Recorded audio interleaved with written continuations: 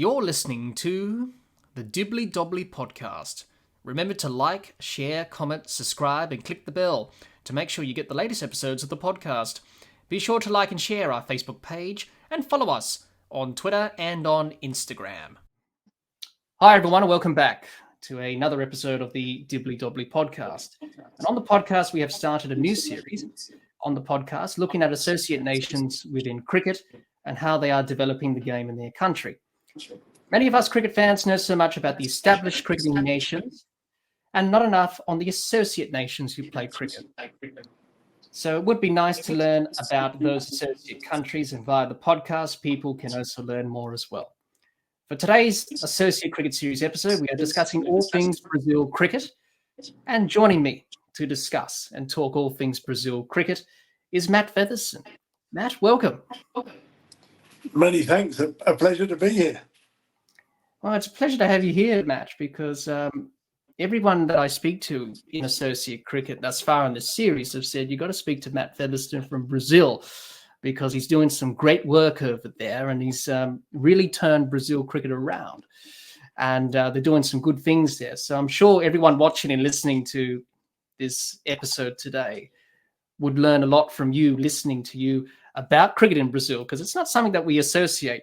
Cricket in Brazil, South American country, football mad nation, and then cricket pops its head into the sporting equation. So it'd be good to get your thoughts on that today and learn more about Brazil cricket. But before we do that, Matt, as I do with all my guests, I like to take them back to when they first got into the game of cricket. And it's been very fascinating listening to people's memories, recollections on the game, how they got into it. So, Matt, let's go back to the very beginning, growing up. What are your earliest memories of watching, playing, and even going to the cricket? And who were some of the cricketing idols that you looked up to growing up? Well, I was very fortunate. My father was actually a rugby man, but was also keen on cricket. So obviously back garden cricket, not backyard cricket as you call it in Oz, but back in the back garden we played a lot of cricket. So I remember sort of being 3 or 4 or 5 years old playing various types of sports in the back garden, one being cricket, rugby and football, obviously, with my father. So right the way back as a young child, I had the opportunity to play lots of sports. So that was great. And I actually got involved into cricket by not wanting to join the Cubs. There was Cubs on Tuesday night, and my father said, you've got a choice. You either go to cricket coaching, or you go to Cubs. Was an easy option. It was definitely a good decision. I went on the cricket coaching or the cricket sessions on Tuesday evening, and that was really it. Sort of never looked back from there. And from 8 years old, being involved with cricket and playing sort of representative cricket as a youngster and spending quite a bit of time at Kent junior levels and then Kent senior levels. So yeah, very fortunate to have sport in my life for up until now, and still not playing as much as I'd like to at the moment, but being involved in cricket is great. Yeah, fantastic to hear that. Do you have any memories of going to the cricket or watching cricket growing up? Absolutely. Bob Warmer was actually a very good friend of my father's and a good friend of ours. And so Bob Warmer would pop round. He actually had a sports shop in not far from where my parents lived in Kent. So we used to spend quite a lot of time down there.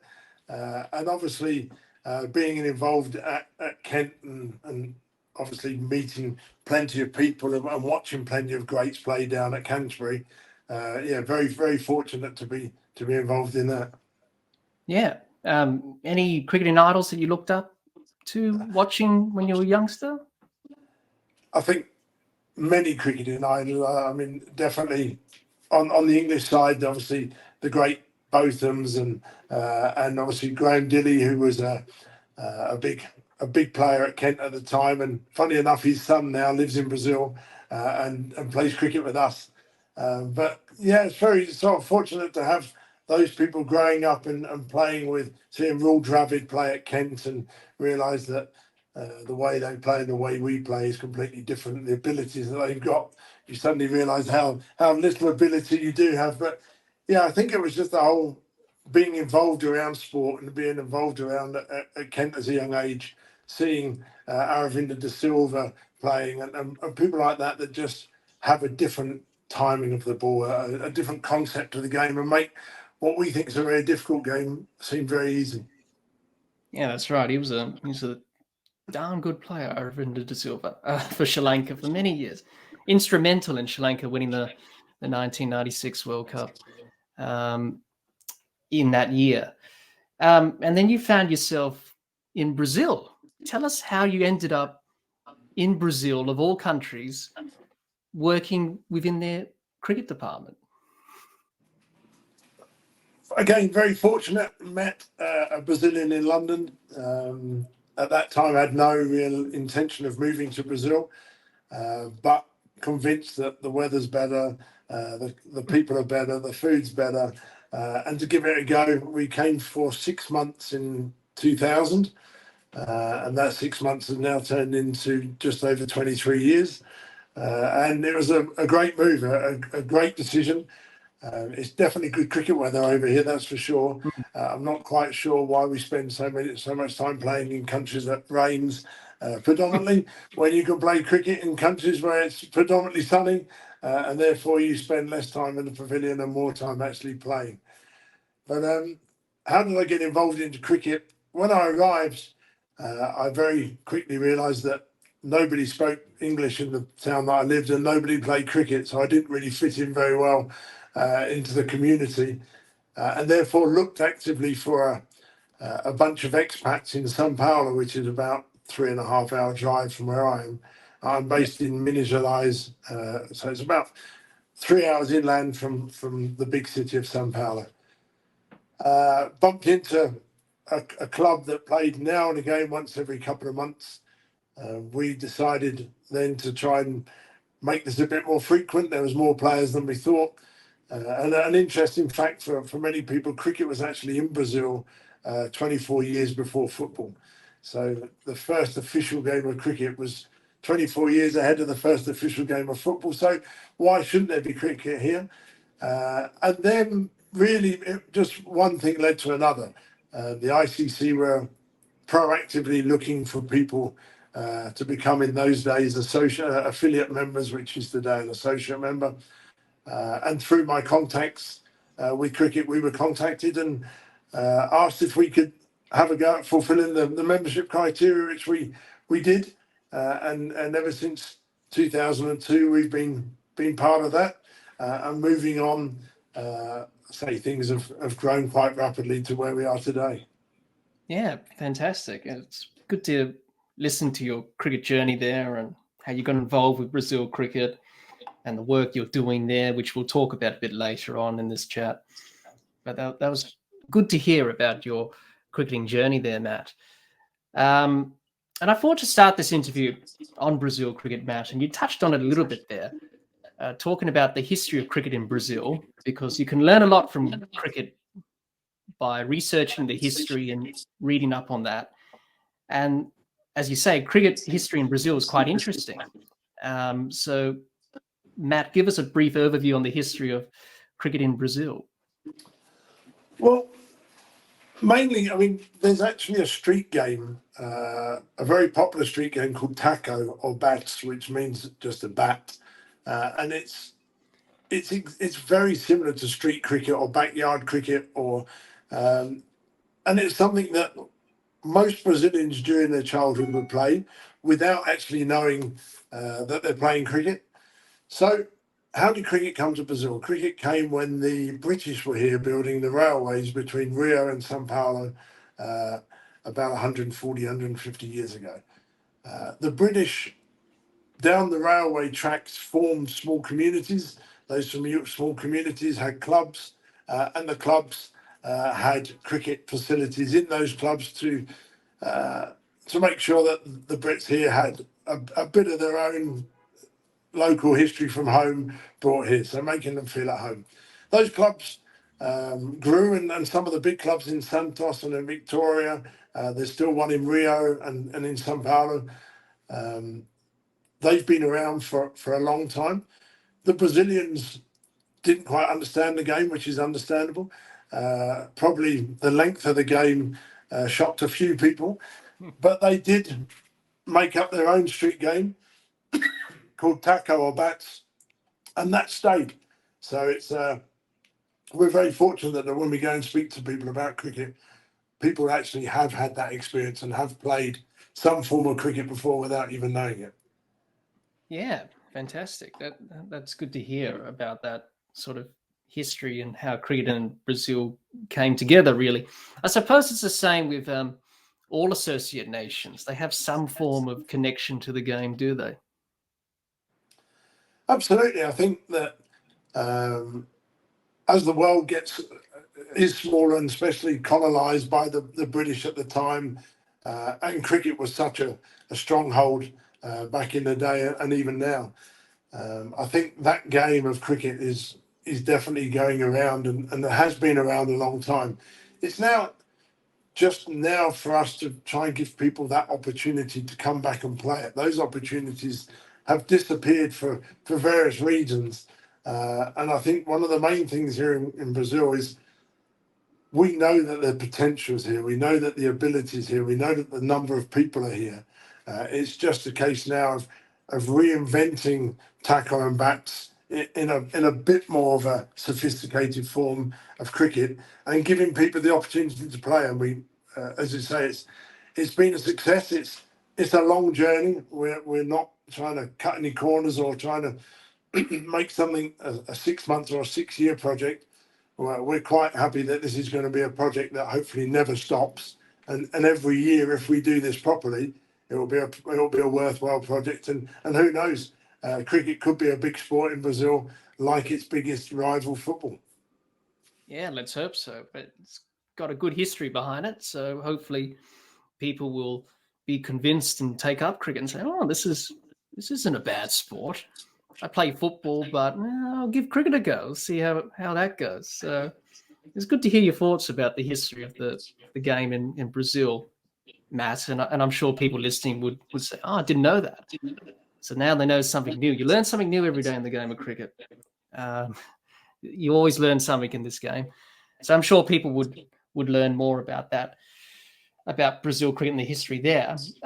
Matt, I thought we talk about the national teams of Brazil, the women's and the men's team, because it'd be good to gain your insights on the two teams, about their achievements, the players' stories, because many of the players come from diverse backgrounds and upbringings, and it would be good to know about their stories. So for those who may not know about the women's and men's teams in Brazil, Matt, can you just tell us a bit more about story, some of the players, and the teams and what they've done over the years?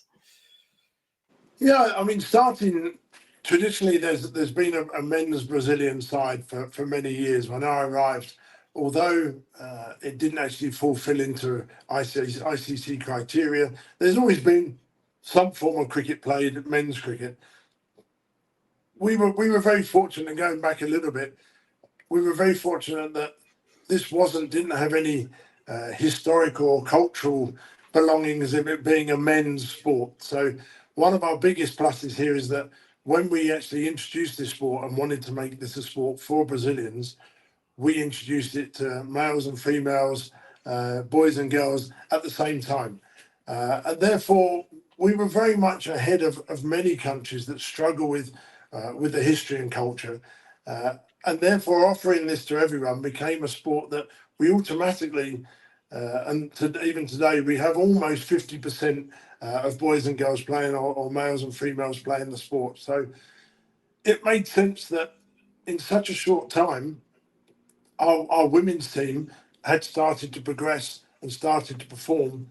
And therefore, as the world of cricket is, we made a sort of a technical decision as Cricket Brazil that we have to look at which is going to be our most successful team. And as a board, we decided that our women's team had a chance of being more successful than our men's team in a shorter space of time because of how history goes, and women's cricket has been around a lot less time, and therefore the gap that we found was a lot smaller than obviously the men's international gap. So we made a punt that in 2020 we'd actually contract our 14 best women players and put them through a professional setup. So we built a high performance centre. We've brought in specialist coaches, and we really have invested our time and energy in our we call them the green shirts, which are our contracted players. And in an ideal world, we'd love that, and it will happen in the men's side as well. But due to finances and various other criteria, we couldn't do a proper job with both. So we went with what we thought was our strongest team and our team with more chance of success. And it's proven to be a good decision. So I'll talk a little bit about our women's team. They train 6 days a week. They're on a fairly full schedule. We are catching up on time. We've got a lot to do in a short amount of time.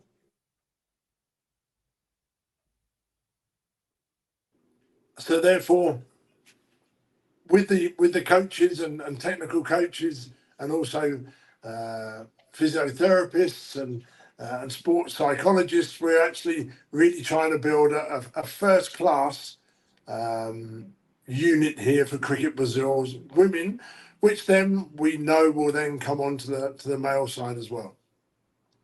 And it's proven successful. In 3 years, we're seeing quality players playing quality cricket, and also a good base coming through. We've got about, just in the town that I live, just over 5,000 people playing cricket each week. 2,500 of those are females. Therefore, as this grows and we grow, the national team gets stronger. So our fingers crossed, and with a lot of hard work, we think our women could be there and thereabouts in not too much time. Absolutely. Absolutely. And as you said, it was a brave decision that you made to contract your players with central contracts, which many cricket boards, even full members, don't even do still. And associate countries can't afford to do that, but you took that risk. What are the challenges in terms of doing that?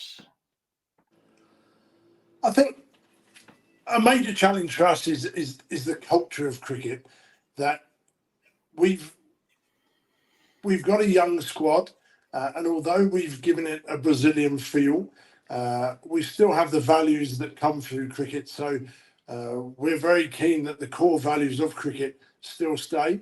Obviously, coloured clothing is a thing of the past now, but lots of lively music and the carnival atmosphere is very much part of Brazilian male and female cricket. And also the whole part that how much people are wanting to play, how much sort of interest there is in a sport that maybe 4 or 5 or 10 years ago even we wouldn't imagine existed, whereas the actual interest for people to become a professional team, a professional squad, there's very little option in Brazil, male and female, for any other sport apart from football.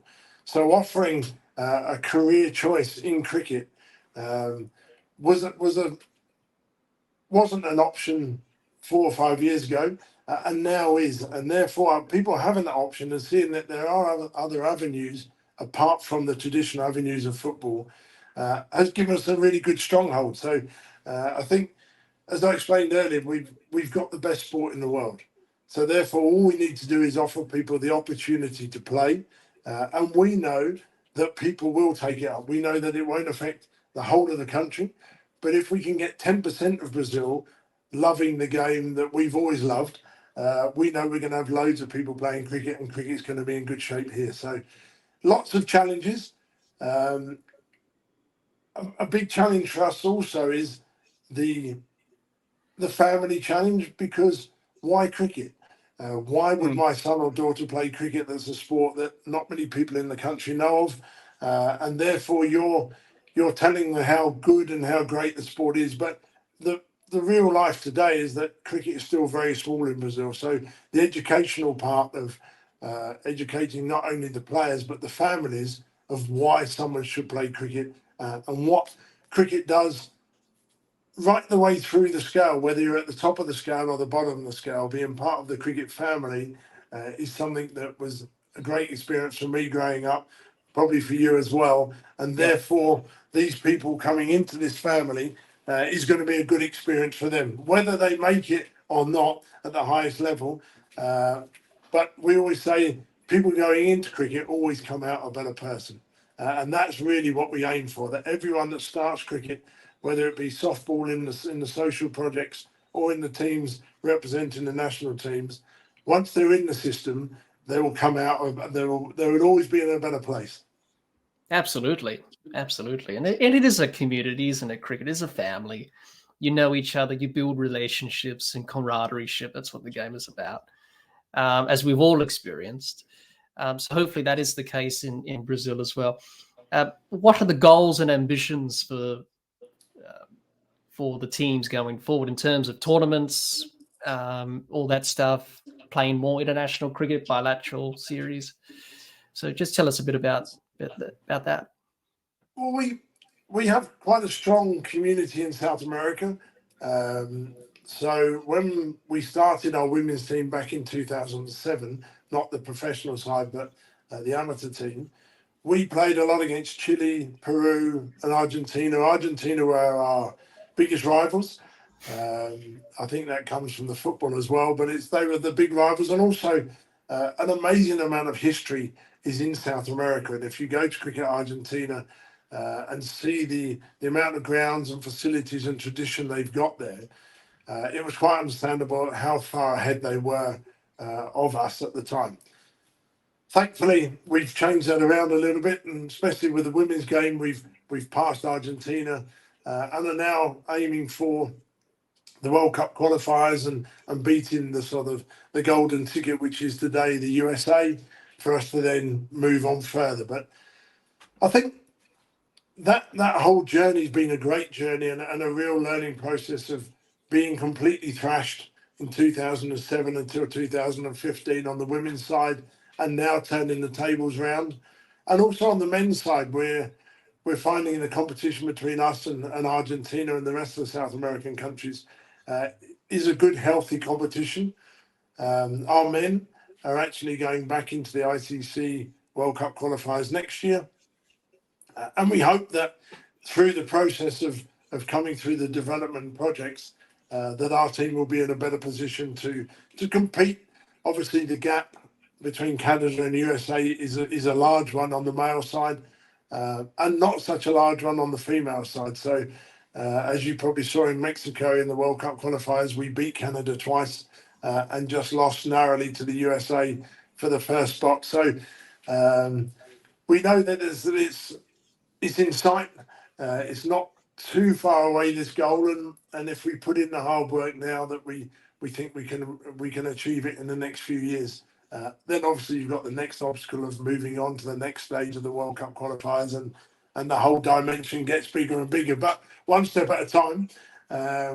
We hope that that's a possibility, just like you're seeing with Thailand and other countries coming through, and Vanuatu playing so well in the last qualifiers. And I think that just goes to show that there's a possibility. And as I say, we've got over 200 million Brazilians. If we can get 1 or 10% of those loving the sport, we will be in a good place in not too much time. Absolutely. And I suppose if the teams have success, if they win big games or tournaments, then that will inspire people to follow the team and take up the sport. Isn't that right? Absolutely. And a massive step for us is obviously being part of the Olympic family now. That's a real big win. And I think as your journey of speaking to the associate nations, you will find a common denominator of all the people that are working with cricket in the associate world, saying how big being part of the Olympic family is. And that we're not talking about immediate success in 2028, but the seeds are now being planted, and 32 in Brisbane, and then 36 with the Commonwealth Games, and also in America, the Pan American Games, also looking to adopt cricket. So it's opened a whole host of doors that will only put us in a better position in the next few years. So very, very pleased about that. Absolutely, absolutely. And I suppose governments are willing to fund sporting bodies a bit more, because in an Olympic sport, you get a lot more funding from the government. Is that the case with Brazil cricket with the government there? Absolutely. I say we won't receive any immediate benefits because we're not part of the 2024 Olympics, which is in France. So after the French Olympics, we will now be officially part of the Olympic family, planning for 2028. Obviously, realizing with the format that they're suggesting won't be put in Brazil in the Olympic Games, but you become part of a process. You become part of the qualifying round. You become part of the Olympic Committee here, which gives you right to funding, clothing, sponsors, and all sorts of other material that the other sports use. And therefore, cricket being outside of that for a long time and now being back inside this is just a win-win for us at the moment. Absolutely. Well, it's been back in the Olympics for the first time since the 1900s, and France won the gold medal. So, yeah, it's good to see cricket back in the Olympics, and hopefully it does benefit associate nations, as you said. It definitely will do that. Tell us about some of the players, some of their stories, a bit about their backgrounds. Where do they come from? How do they get into cricket? I mean, firstly, we actually made a decision that we would go and take cricket where people had less options. So we could have started, and we did start, to be honest, when we first started the program. We went to the public schools and spoke to the English-speaking schools and tried to put cricket into there. But very soon realised that these children had many options, and many people in Brazil have very few.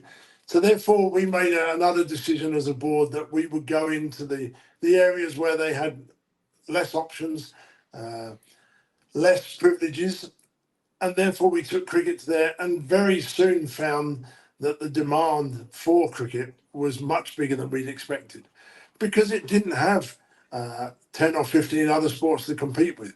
If it wasn't football, we were the only ones going into these neighbourhoods, these communities, offering cricket for free and having fun using the game that they already play as a street cricket and just adapting on that.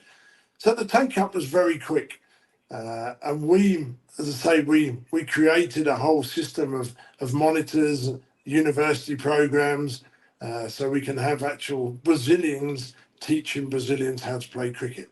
And I think that's the secret of success for cricket in Brazil, that taking people like myself out of the picture and putting Brazilians in that are from the local communities and are talking about the game to their cousins, their friends, their neighbours, in a way that they can relate to. Whether you like it or not, there was me, 50-year-old, I played a bit of cricket when I was younger, moved to a country. Although there was a sort of novelty to that, it's not the same as having a local Brazilian teaching these people how to play. So we created role models, and we are creating role models today. And a lot of these role models are the players. So our national team, you'll hear a name, Laura Cardoso, you'll hear Roberto Merete, you'll hear Renata, you'll hear Lindsay. Why? Because these are players that have been in the system for a while and are doing very well. Laura and Roberto are contracted with Fairbreak and have been flying the Brazilian flag in Dubai and in China and in the UK as well.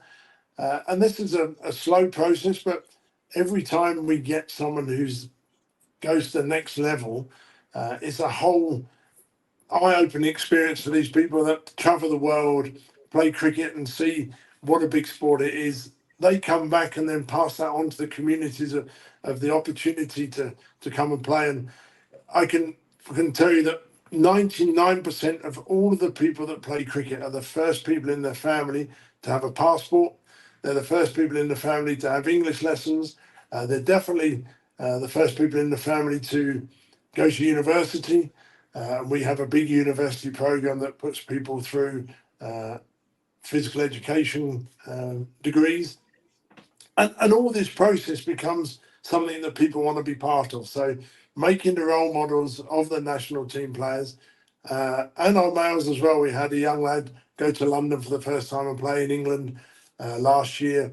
Those stories of him coming back and telling the local community just builds on what we know happens outside. But coming from a Brazilian telling other Brazilians about it, it just helps the game grow even more.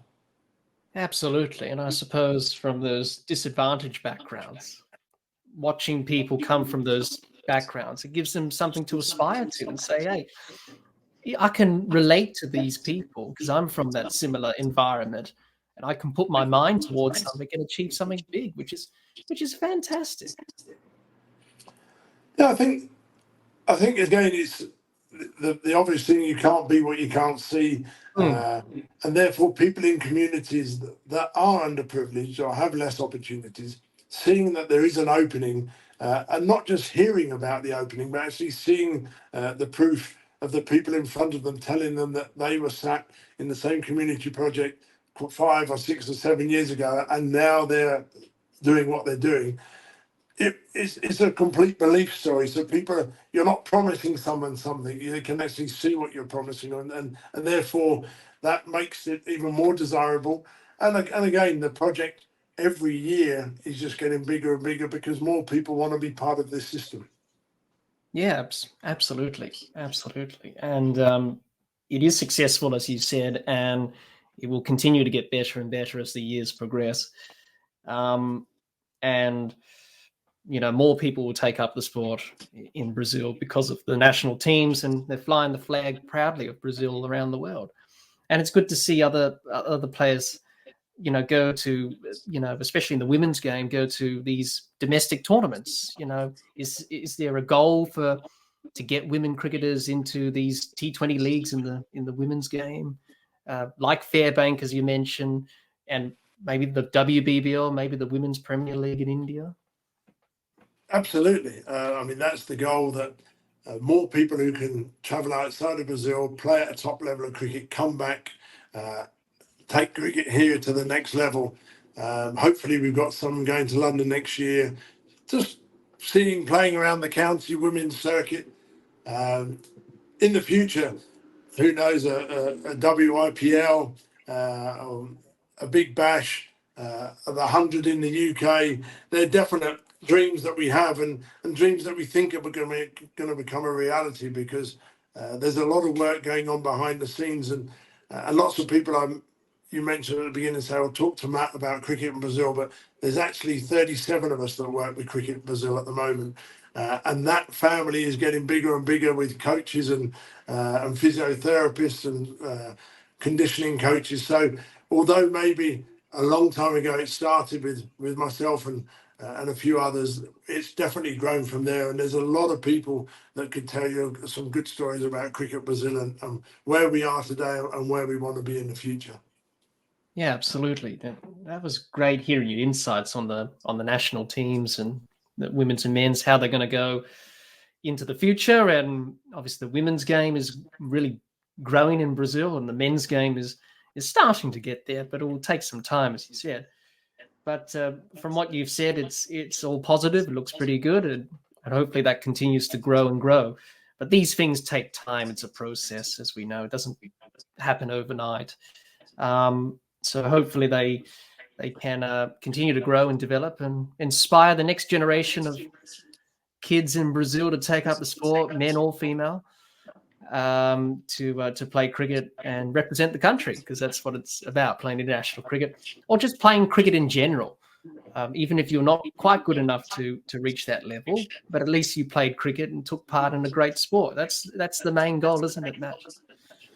Absolutely. And as I say, very few people, as the project gets bigger and bigger, the percentage of people that actually make it to the highest level is very few. But once you're in the cricket family and you're in the system, the benefits and the time and the quality time that you spend with each other, because cricket, as we know, takes a little bit longer than most games, and therefore that quality time with those people, you get the benefits from that. But it's definitely something that's getting better, and this is something that's globally happening at the moment with the work of the ICC and obviously their help and proactiveness to try and make the associates grow.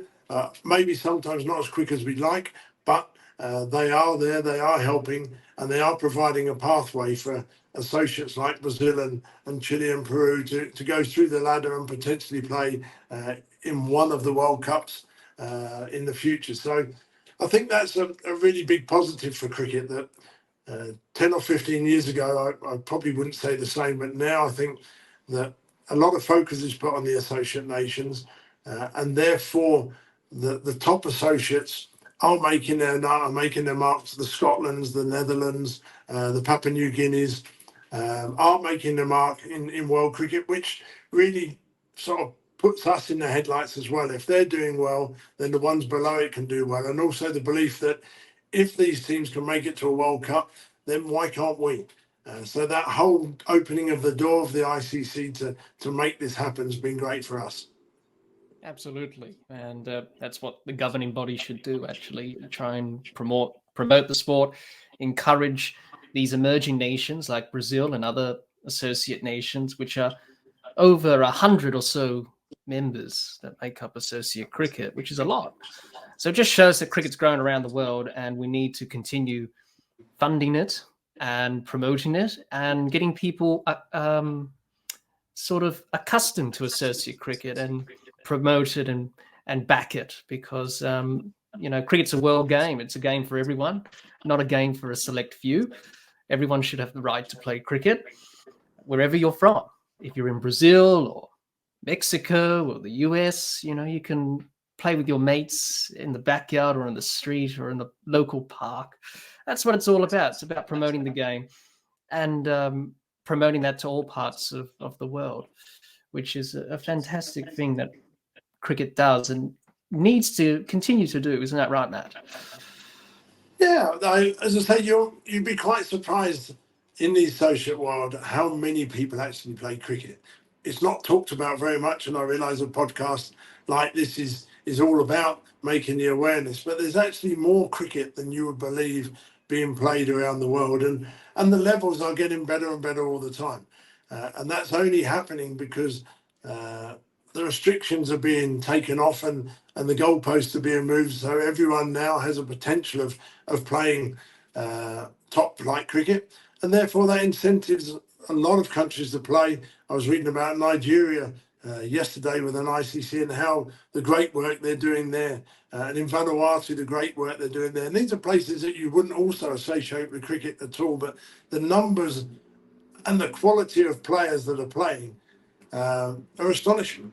We were invited last year to a tournament in Rwanda, and to see the quality of cricket there and the whole culture of how much cricket is being played and for how long it's been played for is really encouraging, because it really just goes to show that this is not a new game, or this is not something that's just been uncovered. It's just not being talked about and not being represented as well as it should have been. Absolutely. So it's good to hear your insights on that, on the national teams, and I'm sure everyone learned a lot from listening to you and wanting to do more research and probably support the team or watch the team and see how they go in the near future. For our next topic, Matt, we've already touched on it a bit in this chat, but the growth and development side of cricket in Brazil. I wanted to chat to you about that in terms of getting cricket into the local communities, clubs, establishing domestic structures, schools, grassroots cricket, etc. And that's one of the challenges that many associate nations face, Matt, is how do we promote the game in our country, which is a very foreign sport. It's not a mainstream sport, cricket, in most countries. As we've already talked about, in Brazil, football's king. It's the part of the culture there. So cricket's just in the background. So how do we make it pop and stand out? And how do we establish domestic clubs like here in Australia or the UK? You play for your club on the weekend and you have access to nets and facilities, making cricket accessible for people, coaching clinics, pathways, competitions to work your way up to the top level. And also getting cricket into schools as well, into sporting programs there to get kids active and all that stuff. As you see here in Australia, and other cricketing countries as well. So, Matt, what challenges does Cricket Brazil have in trying to grow and develop cricket in the Brazilian community? And do you see cricket becoming a mainstream sport in Brazil anytime soon? Do you think it will rise through the ranks? Yeah, well, I think the first answer to your question of how do we do it, I think the answer is slowly. We want quality rather than quantity, and especially when you're building a sport almost from scratch. If you make sure the foundations are as solid as possible, then the next steps will be even easier for the next people to take it on. So, as I've mentioned earlier, we're not in any rush to make this the next mainstream sport, but we know it will be. And we know that if we do our job properly as administrators of Cricket Brazil now, the next generation that will take this on will have an easier job, and then this will have the snowball effect that as it grows and grows. I think giving people the opportunity to play is the major factor, and also having the facilities that can host those players. It's all very well having 50,000, 100,000 players. If you've only got 6 or 7 grounds, you're not going to sustain that growth. And also, you're the same way you interested people in playing, you'll lose them just as quickly because people want to play the sport. People want to play on the weekends. They want to have a team. They want to represent a team. They want to feel part of an organisation. So therefore, that goes back again to a slower approach. Let's go for the quality of cricket. Let's make sure the people that are playing can be part of a team, male or female, mixed, indoor, with nets, in the community projects, in the parks. And then, sorry, that's the dog barking there. And therefore they've got the opportunity. If it means that we go slowly at the beginning and that gets bigger, then no problems at all. We will go with that and make sure that people have that. So I think that's a real bonus. Let me just take this off here. I do apologise about that. The dog wanted to come onto the podcast as well. So he wanted to have his say about Brazil cricket. there you go. But I think that's a key point for us, and a key point for associate cricket is don't try and get too big too quickly. There is limited funding, and whether you like it or not, funding is a key part of growing a game. You can't magic money from anywhere. You can't make facilities with no funding. So therefore, make sure that what funding you've got, you spend it well, you spend it wisely, and as I say, success builds success. So if you can have a small group, they're successful, other people want to be a part of it, sponsors come on board. We've just come from a meeting from an Indian company, Mahindra, today, who have decided to sponsor Cricket Brazil.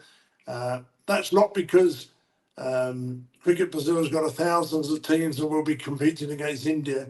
No, but what they do see is that there's a growth of Cricket Brazil and what opportunities cricket's providing. So I think if you make sure those parts are done fundamentally correct, sponsors come in, and this process will just get bigger and bigger. And the ICC come in massively with this and help out on a scorecard. More criteria you can fulfill, higher up the scorecard you go, more funding you receive, and therefore, again, that keeps the ball rolling. So it's very exciting times for us. We're in a position where things are still quite small, but we know the horizon is vast, and therefore we could be part of a massive project very soon. Absolutely. The ceiling's very high, isn't it? You've got a high ceiling, and there's plenty to achieve still with what you're doing. Just tell us a bit about the domestic comps. Do you have any domestic competitions running, teams around some of the, do they call them provinces or states in Brazil? I'm not sure. Yeah, states. States. So do you have any programs running in those states? Yeah, we have 6 states now that play cricket. which has its challenges because the states, as in Australia, are large and vast. So playing interstate cricket is almost not impossible. We play interstate cricket twice a year. We get all the states to one venue where we have 3 cricket grounds in one venue, and we play our interstate tournament. That works well, but it's mainly clubs in the states that play against each other. Yep. They're representing each other, playing weekly. We have our Potters Bash, we have the San Paulo League, we have the Carioca League, and so all of these things go really, really well. Yeah. Are they T20 games that they play? All Or modified? T20, all T20s, sometimes T10s, but mainly T20s in the league matches. And I say in each state, you then have various teams. So in the state of Minas Gerais, we've got 8 teams that compete in our state league. We therefore, the best of those 8 represent Minas Gerais state in the in the national competition that we have twice a year. And that happens in all of the states. They have club teams there. If you play well for your club, you represent the state team. You then come to the nationals. The nationals then pick the Brazilian team that then go on to play international games and South American championships, North American championships, and ICC World Cup qualifiers. So it's great. Yeah, fantastic. That's great to hear that. Obviously, trying to get my words out. Participation levels in terms of women's and men's at that sort of level. What are the numbers looking like there in terms of getting both male and females into the sport? We have a development program that is mainly based in Minas Gerais. We are slowly moving this out as we get more qualified instructors. As I mentioned earlier in the podcast, we have a university program. At the moment, we have 17 people at university. 11 have actually graduated. Those 11 come out and work for Cricket Brazil. Now we're waiting for others to come out.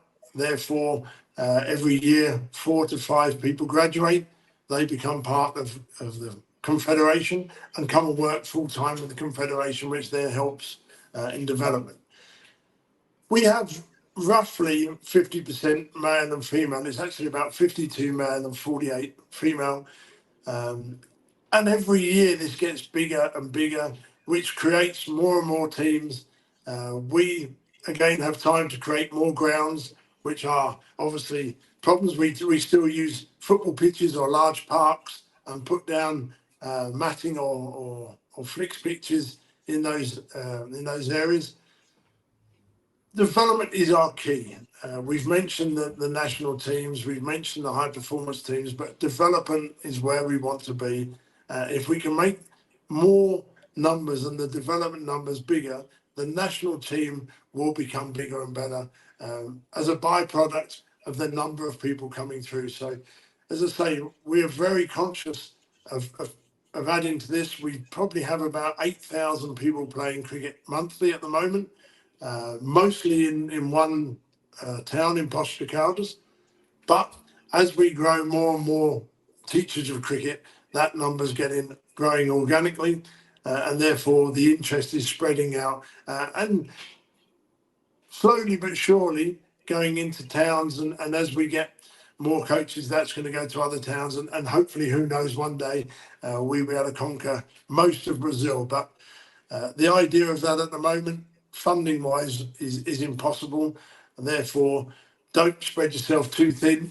Keep yourself strong and a good base, and then things will go from there. So yeah, we're happy at the moment of how development is going, and we're very keen and sure that this is where we want to be, and this is where cricket's going to grow in Brazil. Yeah, absolutely. In terms of schools, have you managed to get it into programs into schools, coaching clinics? Tell us about that. We've done various courses with local governments where we teach the PE teachers. So they send us the PE teachers for long weekends. We take them through very basic cricket coaching courses, provide them with material, quick cricket stumps and bats, which we make here. We have our own factory of those, so we've got an unlimited is the wrong word, but a plentiful supply of cricket bats and quick cricket equipment. We donate those to the school. The school puts it into the PE curriculum. It's good because it's not a summer term sport as it might be in the UK. It's an every term sport, so the PE teacher might just decide to do bat and ball skills, and out come the cricket equipment. So we're very fortunate at that, and that's growing very well. We've just finished a course for 17 new PE teachers that are taking this on. We're just doing another course in February where we're actually inviting teachers from a bit further afield, therefore offering them the chance to learn a new sport, become part of the cricket family, become part of the confederation of the newest Olympic sport of Brazil, and obviously have the ability to use the know-how of Cricket Brazil and the equipment that we provide for them to take into school. And why not? Why wouldn't they take cricket into schools and offer a sport that, as I say, is new to them in the form of cricket, but old to them in the form of tackle or bats. Yeah, absolutely. I suppose it keeps them active and healthy and all that stuff, and learn good skills and learn life skills, I think, because that's what cricket teaches you, life skills. Isn't that right? I think that's one of the great joys of cricket is the benefits of that you learn outside of cricket. Unfortunately, we're in a very football-dominated world, but in Brazil, it's even more popular than you'd imagine. And the role models that football brings aren't the role models that you really want. And I think the beauty of cricket, when you speak to people and you talk to them, how the crowd goes together to the game, how the crowd sits together, has a drink together, and that experience is almost a new experience for most Brazilians, because they're used to the hostility of football and how football works as their main sport.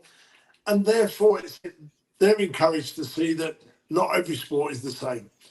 There are other ways of doing it. There are ways of seeing packed houses of 50 to 100,000 people sitting very amicably, wearing different coloured shirts, sat next to each other. And that's a real plus for cricket. And I think the discipline, the respect that people have on the cricket field, not just for other players, but the umpire, the educational part of what cricket brings as well. So these are all things that really make me smile, because I know that cricket with these skill sets is going to put cricket in a much better place very quickly in developing countries. Absolutely. I think that's the same all over in associate countries, I suppose. It's a similar story in terms of getting kids involved in any sport, really, not just cricket, but any sport. As I said, teaches you life skills and sets you up for life, and you make good friends and friendships, as we've mentioned. And you do that in cricket with camaraderie and that. And you form that bond, I suppose. In terms of accessibility, in terms of equipment, all that stuff for individual players if they play in their local clubs in their state or something. What's the situation there? Because we know cricket equipment's very expensive. Do Cricket Brazil provide the equipment and all that stuff for players to use? Yes, we great news is we've just actually landed a great sponsorship partnership deal with Newbury in the UK. For the last year and a half, they've been sending us donations of cricket equipment. And also the Lord's Taverners in 2019 sent us a container of equipment, which was a game changer. It was a real game changer, because equipment is difficult. Pads are bulky. You can't buy them in a local store. Cricket balls you can't just pop down to the local sports shop and buy. So that all needs to be brought in from abroad. However, we've managed to sort of increase the production level here, because when kids start playing cricket, they don't actually need an imported cricket bat. So we've opened our own cricket bat factory here, where a very skilled carpenter, has copied a perfect cricket bat, but with a wood that's not traditionally Queen willow or Kashmir willow. Yeah. It could even be as much as pine. But that's the first cricket bat that people are playing with in the streets, are playing with in their gardens, are playing with in the park. And to the naked eye, or to the unexperienced person, that cricket bat they're using is exactly the same as the cricket bats that our high performance players are using. They will find out very soon that when they hit a cricket ball with those bats that we're providing, maybe they realise the quality is not quite there. But the first step's been broken. There's people with their own cricket bat playing in the streets, playing in the park. And so we've taken care of that here. And with this partnership with Newbury and the Lord's Taverners, they've sent over hundreds of bats and pads and gloves for the high performance players to start using. And it makes such a big difference. If you play with a £10 bat or a £500 bat, although there is a big price difference, the actual quality of the bat and quality of performance is amazing. So having this partnership with two massive organisations in the UK has been fantastic for us. So we were very fortunate there. Yeah, I suppose that's the cricket community helping out. The Lord's Taverners, a great charity in England, and based all around the cricketing world. There's one here in Australia too, helping cricket out and donating equipment to Brazil, for example, which is just embodies the spirit of helping each other out in the cricketing world as a community and a family. Okay, let's try and make a difference here. Let's help out. Let's send some pads, some gloves, some balls, wicket-keeping gloves, helmets, which are very hard to get, as we know, clothing as well, which is often a big thing. So that's fantastic that people are willing to do that with associate nations in general, not just in Brazil, but in general as well. Because I know funding resources are very limited, and we all know the problems there financially. In terms of the umpiring situation there, Matt, obviously I'm an umpire myself, so I always like to hear about the umpiring situation in many countries. What's it like in Brazil? Do you have any qualified umpires, or do you have some umpiring-based training? We have a few qualified umpires, not many. But I think that's because to be an umpire is you can't be an umpire really without understanding the game fully. And therefore you have to go through a process of playing cricket, loving cricket, and then realizing that you also love to umpire. I don't think it can be the other way around. You can't create an umpire without going through that process of playing. You don't have to be the best player to be a good umpire. And I think you now see that in large groups of people enjoy doing different parts of the game. So as in the biggest nightmare for me when going to a cricket game was to ask to score. It was a disaster and something I didn't want to do. But we now find that there's people, and you find everywhere, people actually like doing the scoring. And especially in today's day and age where it's on an app and it's all a bit more upmarket and a bit more razzy than it used to be. And the same with umpires. We're finding that people are wanting to be umpires. We're sending people on ICC umpiring courses. We run our own very basic Cricket Brazil umpires course to give people the introductions. Because it is quite a complicated game, especially for the umpire. There's a few tricky situations that appear in time to time. And therefore, preparing people for this, putting them through ICC courses will only make those decisions better. And you need good umpires to have a good game. Because if the umpires aren't good, there's a good chance the game won't be. So it's key to have those people. And hearing you're an umpire, I know you'll agree with me. Yeah. But I think that's where the game starts. If the umpires are there and are up to the mark, then the game will also be up to the mark. And that's something that we are building on. And every year that goes past, we're getting more people passed in the ICC Level 1 course, and that helps. Absolutely, that's good to hear. warms the cockles of my heart to hear that, Matt. It is a tough job. It is a tough job. Not many people want to do it. Same with scoring, as you said. It's a difficult, especially if you make a mistake or something. You're like, oh dear, I better correct the scores here. Especially as an umpire, you look at the scores and say, oh, that's not quite right. Maybe take 4 runs off that or something. Add 4. So, could be the difference between winning and losing a match. But it's such a difficult job, as I know. And as many who've tried it before, I'm sure you probably must have tried a little bit of umpiring before. Absolutely. And I find myself umpiring more and more games now that through the club sections and through the national team leagues, etc., that I end up spending more time umpiring. But I think going back to what you said about making a mistake, I think that's also the beauty of cricket and the beauty of umpires, that you can make mistakes, and that's part of the game. I think obviously at the highest level where you've got DRS and etc., I understand that at the top level it makes a difference, and there's a lot of financial gains or not to be made. But in club level, and when you're asking and teaching young people, being able to make a mistake is all part of the game. And that's part of the learning process, that nobody sets out to do something wrong. But as you can see, that this learning process, people make mistakes, and that's okay.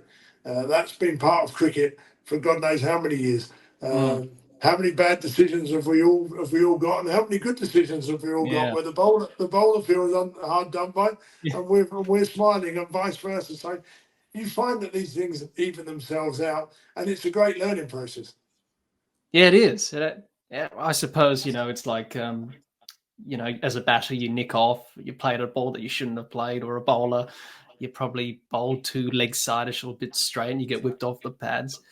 It happens. Even as an umpire, make a bad decision, you say, "Yeah, I got that one wrong. Sorry, got it wrong. It was a big inside edge on the pad, and did you a little bit dirty there, firing you out." Massive inside edge. Yeah, we've all been there. We've all done that. But I suppose, as you said, it's a great way of teaching people that it's okay to make mistakes, and you learn from them, and you get better. And that's a life thing in general. So I suppose that's what cricket is doing to everyone, really, even people of my age and your age, and people who are coming into the game as juniors, learning about, it's okay to make a mistake. It's okay to make an error. And it's okay to make mistakes in this game, because you're not going to get it right 100%. And I'm sure that's the same with the international players as well in Brazil. That we're going to get it wrong. We're going to have some tough games, but we learn from those mistakes. Isn't that right? Yeah, no, so I think that's almost a sort of quirky thing of the game that keeps people interested. The whole part of the scoring and the umpiring and the groundsman. If you imagine turning up on some grounds, the grounds aren't perfectly mowed, rolled, wickets. That's all part of cricket. There's probably, I'm right in saying, there's not a ground in Brazil that's got side screens, but you just get on with it, because that's what you do. The ground might be a bit smaller than the normal, no side screens, but it is what it is, and the game carries on the same way. So I think that all these things make cricket the interesting game it is. Yeah, that's right. And that's the question I had for you there, Matt, is the international grounds. Tell us about the international venues in Brazil. Where are they located? Our main home of cricket is in Rio. We're very fortunate. We have a large space in Rio that has 3 international sized grounds in one location. It was actually a polo farm, and therefore, so it has a clubhouse, club facilities, and a massive area. There's 2 polo fields next door to each other, and you could actually fit 4 grounds at a push, but 3 large international grounds. That's where we play all of our main tournaments. So we have our national competition there. The Carioca Cricket Club, who are from Rio, they play their home games there. And when we ever have touring teams or South American tournaments, we've just finished South American Championships. The end of last year, that was in Rio. So if we're having a large group, that's definitely our home of cricket. In Sao Paulo, we've got a lovely ground in the middle of Sao Paulo. It's only one ground. It's probably the oldest ground in Brazil that's still used. And therefore, that's good for touring teams that are flying into Sao Paulo and we play them there. Or if people have more time, they come up into Poços de Caldas, where we have a purpose-built ground, although a little short on one side. It's probably only about 47 metres on one side and 65 on the other. But it's the same for both teams. Yeah, that's right. And so there are our three main grounds. We do have grounds in Brasilia. We have grounds in Curitiba. And we also have grounds in Belo Horizonte, which is the same state I live in, but a bit further north. But these are not perfect, pristine cricket grounds. The one in Rio is beautiful. The one in Poços here is very nice. The others are adapted baseball fields, 2 football fields with a flick pitch put in the middle. Any excuse to make a cricket ground, we've got it. Absolutely, it's make do with what you have. I think is the saying. Try and adapt in this type of situations. So that's good to hear. Another question I had is, do you have a lot of people volunteering at clubs? You know, wanting to be a part of it at domestic level and state level? People just saying, "Yeah, I want to volunteer, help out the club. You know, do this, do that." I think it's, especially at the Nationals, which happens twice a year, people want to be involved in the event. And therefore, if they're not in the 11 or 12 playing, they definitely want to have an excuse to be there for that weekend and will volunteer and umpire and score or take the drinks out or just sit and drink it themselves while they're watching the game. We have in this town, when we have more games, there's a big volunteer part where the teams that aren't playing run the games of the teams that are. So therefore, you can almost make a sort of stress-free weekend for the teams that they're actually playing that weekend, and vice versa. That will happen for when they're playing. It is 99% run by volunteers all around Brazil. It's only in the last 5 or 6 years that anyone has ever had a salary from Cricket Brazil, or it's not really a salary. It's just helping out on costs. For those people. But so without the volunteers, cricket wouldn't be where it is today. And we need to keep that culture going, because once you get away from the volunteer culture, it almost becomes unviable, because if you're having to pay everyone on the associates funding, you'll be finished within a month. Yeah, that's the thing. But that's very important. You know, you don't have a game of cricket or a cricket club in your local community without volunteers. It's the same in England, it's the same in Australia. You need those volunteers. To keep that volunteer status is very important, as you said. Otherwise, you make it a salary sort of thing. It's very, as you said, it's very unviable to do that going into the future. Do you have any other cricketing countries that come and speak to you about advice about how you've done things in Brazil, about the growth and development side? We do. One of my roles at the ICC for a while was I was the global representative. I was the Americas representative for many years, and then turned to be global representative. And because of case studies, and not just Brazil, there's a lot of great case studies around the world that need to be shared.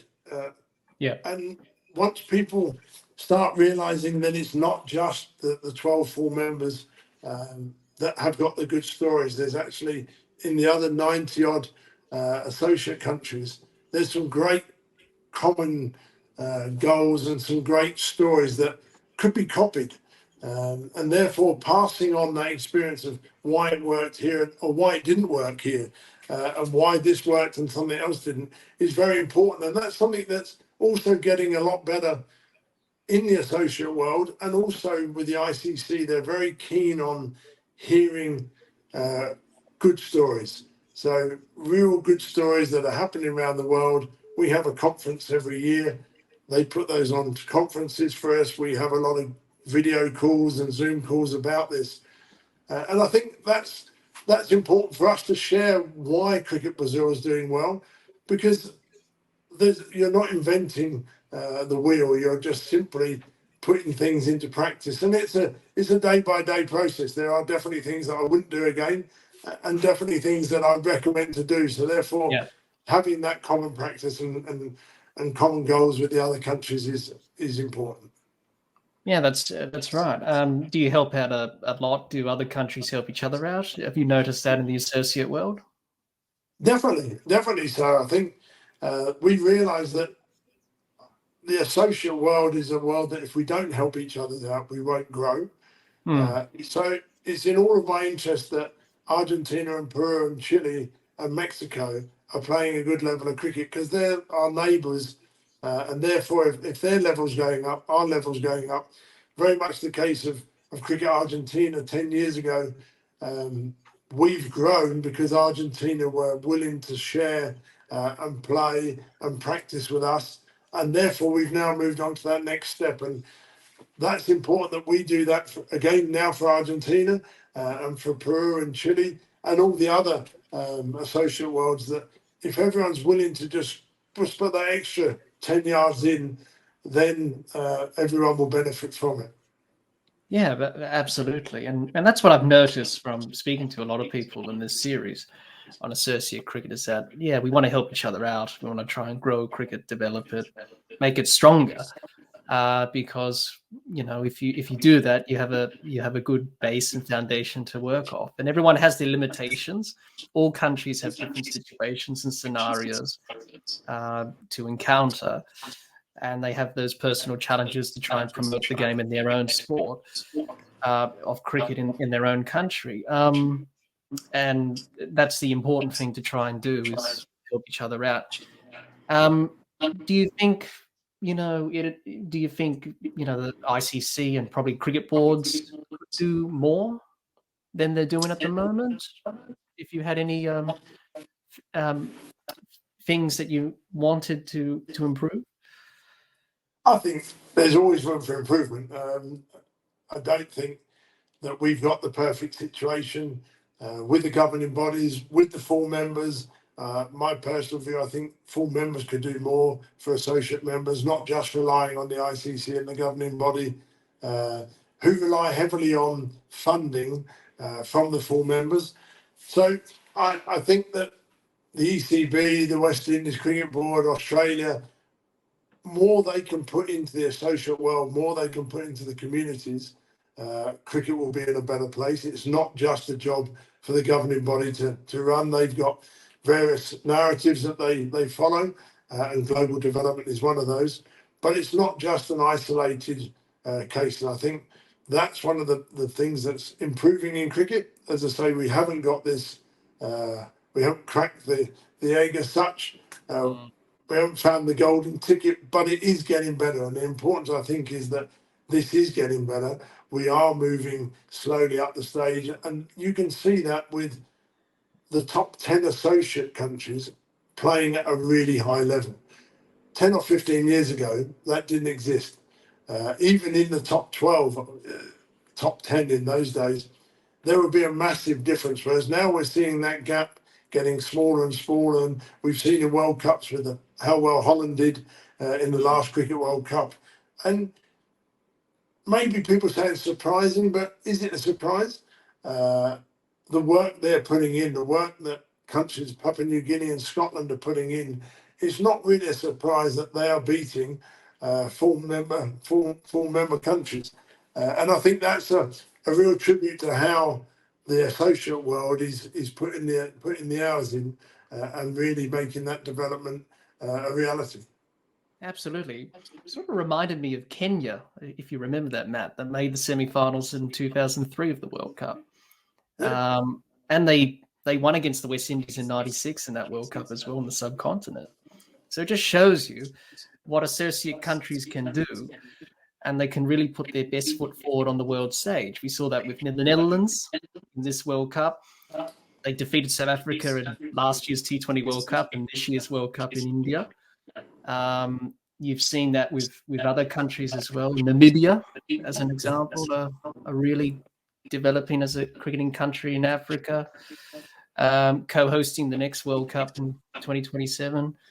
And even Uganda, I think, defeating Zimbabwe in the T20 World Cup qualifiers. No one expected that.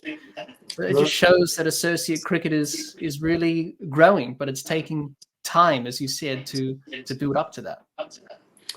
Yeah, as I say, going back, time for me is not a problem. I think time's such something that you've got to accept.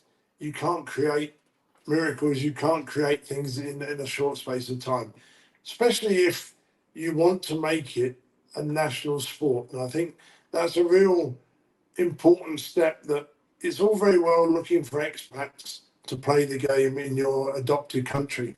And we've got plenty of expats and Indians and Australians and Brits that live in Brazil, very much the same as I do.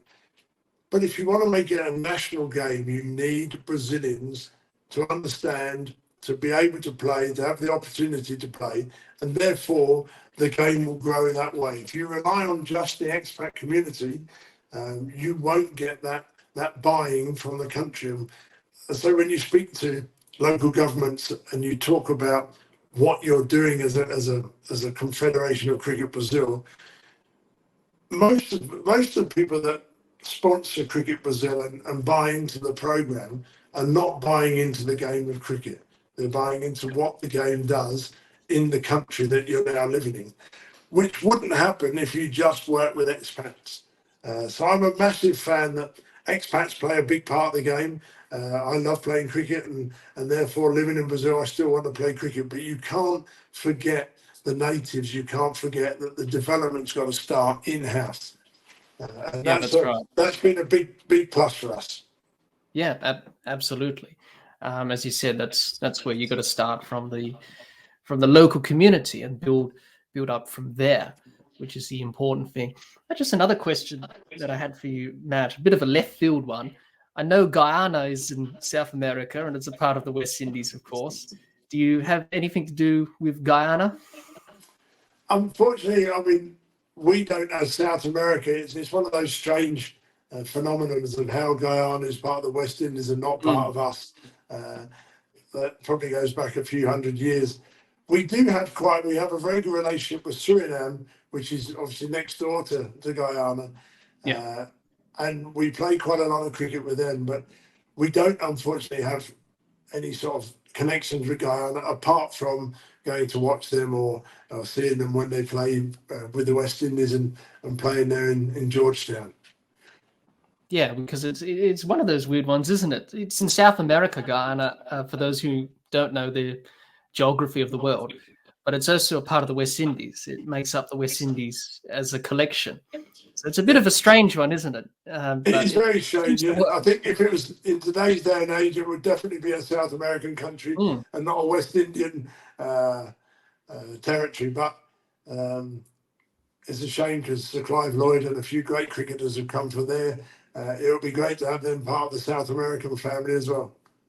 Well, they can even, if they weren't a part of the West Indies, they can have their own team alone. Yeah. Absolutely. and playing the South American region.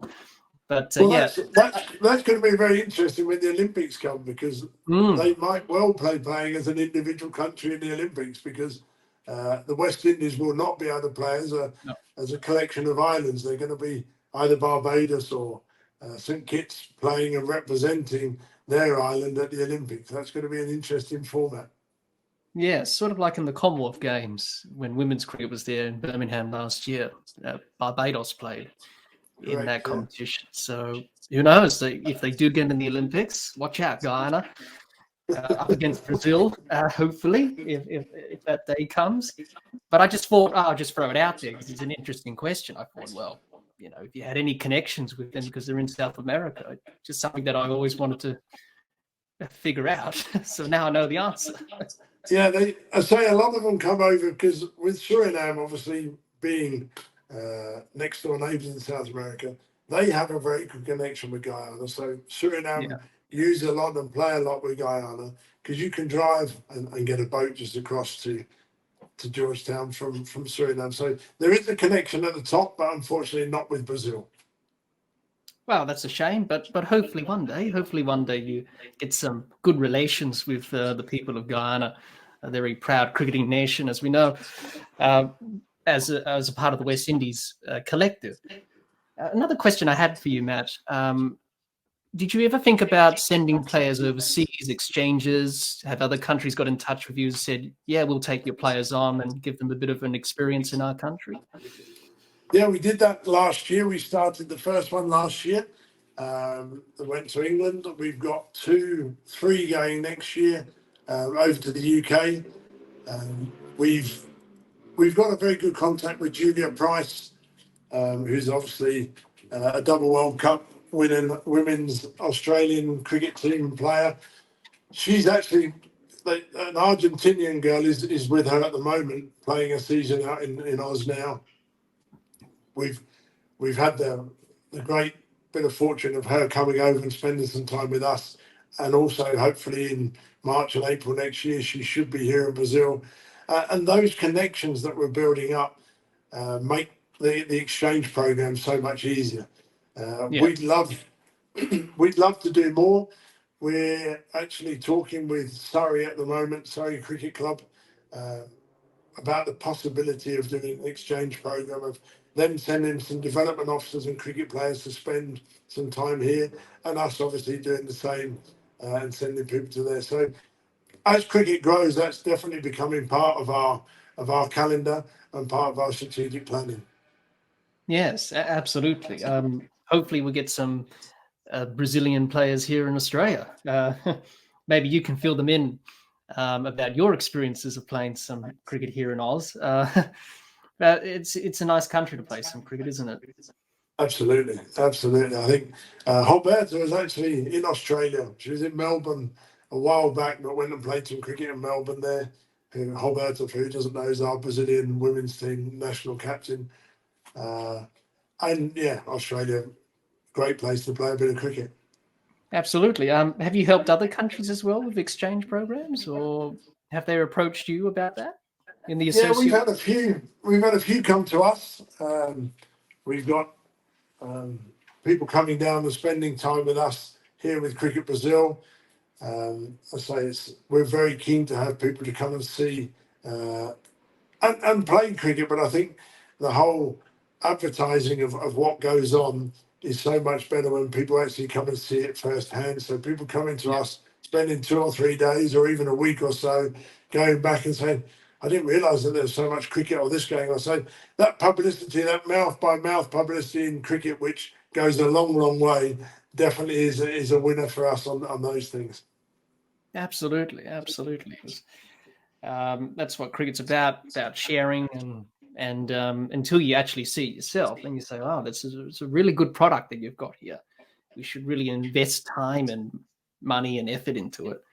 And I suppose that's the thing in associate cricket. You just got to invest the time and the money, because, if you build something up, then, it will become a success. It will just take a long time, as we've already mentioned.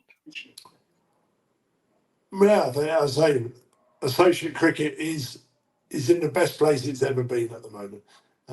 For all the time of associate cricket being part of the ICC, 2024 will be its best year ever. Yes, the T20 World Cup, more teams obviously joining that. What are your thoughts on that positive move by the ICC?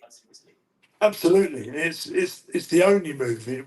We need to make bigger, better World Cups if we're going to use the ICC's word of a bigger, better global game. Then we need more teams to be represented in the World Cup, and I think this is a great start in 2024 with the league with the joint partnership with the USA and the West Indies running this World Cup and being much more associate nation orientated is going to be the first of many. And what we really need to see is that this one's a success. If this is a success, the next ones will just happen because people want to see more and more of this type of cricket being played. Yeah, absolutely. Do you think that maybe the ICC, we're starting to see them have associate members as co-hosts of World Cups, like Namibia in the next 50 over World Cup in 2027, USA next year for the T20 World Cup. Do you see more associate nations becoming host members, co-hosts for any global tournaments?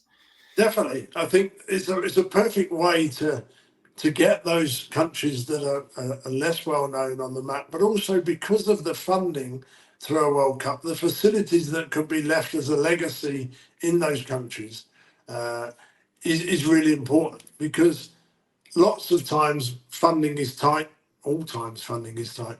And therefore, being a partnership in this, I know that USA will be left or have a legacy of grounds and cricket equipment and a cricket tradition.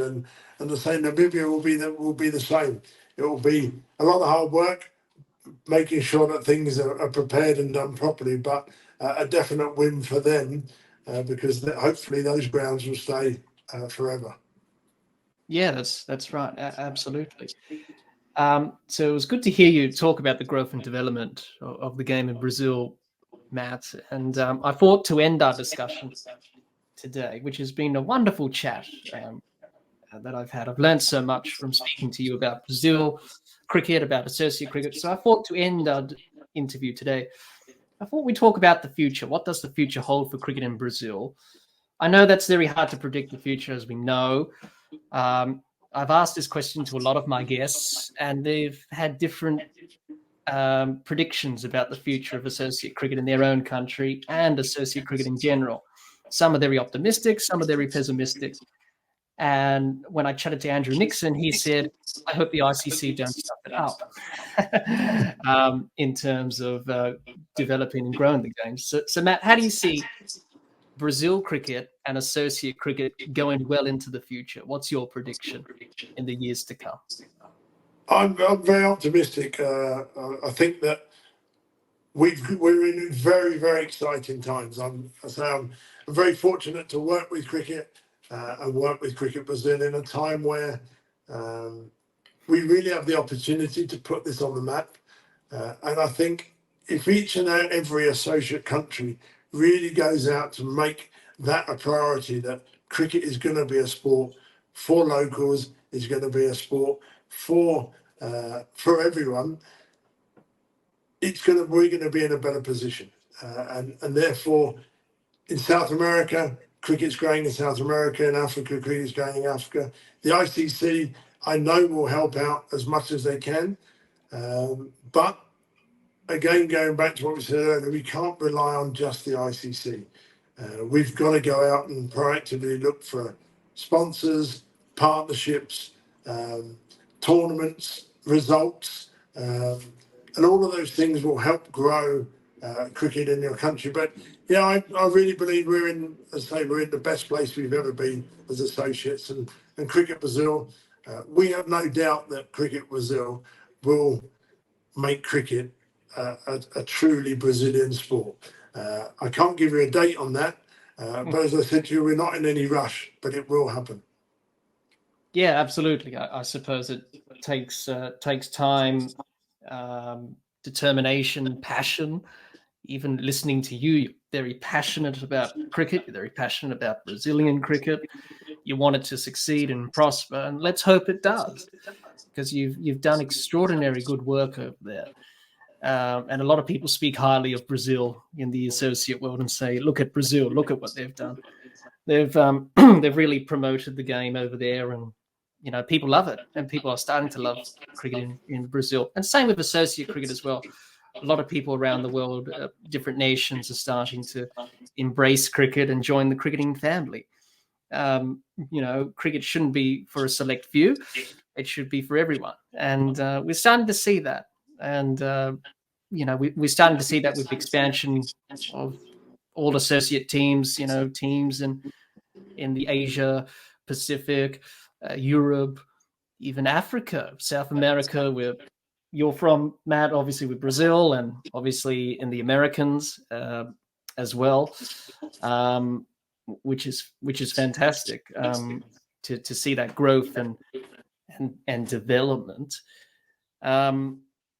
And it's just fantastic. It's just fantastic. But we should talk about it more and get people across it and say, hey, associate cricket ain't bad.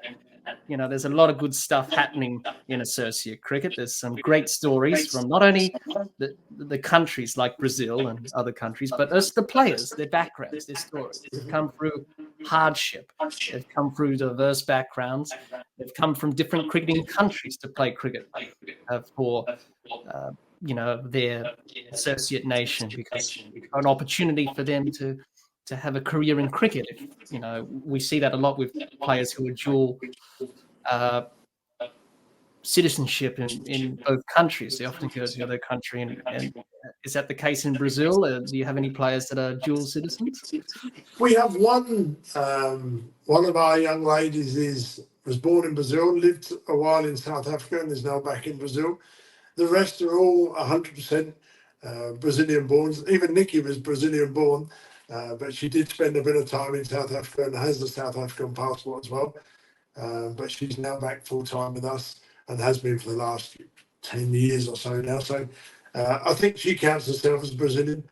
But apart from that, in the national women's team, they're all from the social projects or are all 100% Brazilians. And again, in the male side, when we play in ICC tournaments, again, they all come through from most of our social projects here in Brazil to represent the national team. Oh, that's fantastic to hear that, Matt. And it's good to know that you're optimistic and you're optimistic for the future, and hopefully Brazil can grow into maybe one of the big cricketing nations in the future. Let's hope in the next few years. But take it slow, ball by ball, as they say in cricket, and let's see what happens. Well, thank you, Matt. We've come to the end of our interview. We've spoken for half an hour about cricket in Brazil. I thoroughly enjoyed it. And I'm sure everyone listening and watching has learned more and has enjoyed it as well. Learn more about yourself and about what the work you do in Brazil. If people want to get in touch with you, Matt, or if they want to get in touch with Brazil Cricket, where can they do that?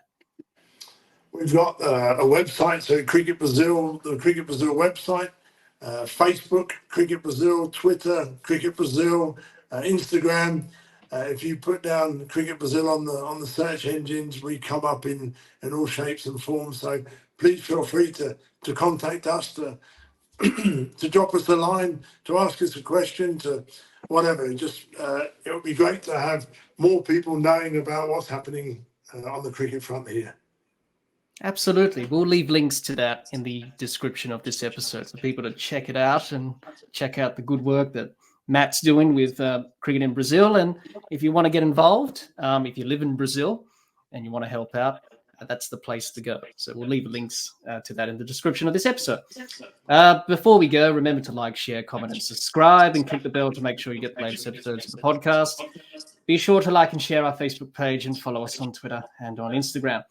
So the podcast is available on Anchor, Spotify, and on Apple Podcasts. Once again, thank you, Matt, for joining me today to discuss all things Brazil cricket.